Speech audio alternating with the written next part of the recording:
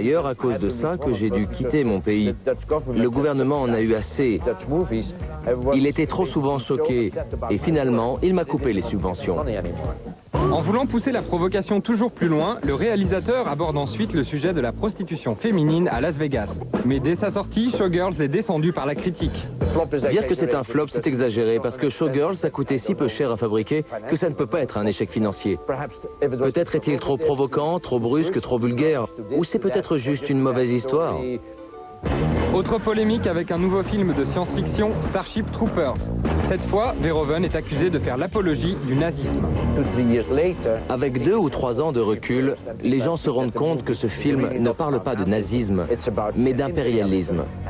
Et plus précisément, de l'impérialisme américain, le seul qui perdure aujourd'hui. Dans son dernier film, L'homme sans ombre, il poursuit sa description des perversions humaines. Devenu invisible, le héros se comporte comme un animal qui ne craint plus les hommes ni leurs lois. Paul Verhoeven a actuellement 6 projets en préparation, dont un sur la vie de Jésus. Là encore, il compte apporter un point de vue très personnel sur la question. Jésus vivait comme moi quand j'étais jeune, dans un territoire occupé. Il y a un parallèle entre l'occupation allemande en Europe, spécialement dans des petits pays comme les Pays-Bas, et l'occupation des Romains en Israël. Et si ce sujet déclenche de nouvelles polémiques, ce ne sera pas sans déplaire au réalisateur. Du même nom. Il y a 6 ans dans Showgirls, Paul Verhoeven avait dépeint cet univers de manière délibérément sensationnaliste. Descendu en flèche par la critique, ce film avait terni l'image de toute une profession. Il a donné une très mauvaise image de nous. Une image de bimbo inculte perché sur des talons hauts. Choqué par cette caricature, Aileen Ryans admet tout de même que la nudité n'est pas facilement bien vue de tous. À commencer par sa propre famille qui a eu du mal à accepter qu'elle danse à moitié nue 6 fois par semaine. Au départ, ma mère a eu du mal à admettre que je danse les seins nus.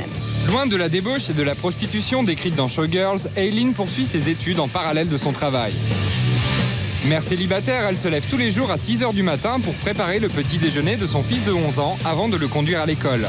Elle consacre le reste de sa journée au sport et à ses cours en fac, puis elle va danser de 17 h à minuit passé. Sa consoeur Dana Rogers, quant à elle, donne des cours de soutien scolaire dans une école primaire. J'écris également 2 lettres d'information pour une association de parents d'élèves.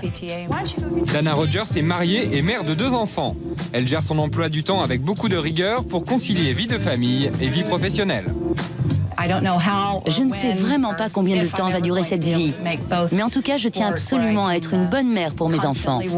Du moins, je fais de mon mieux.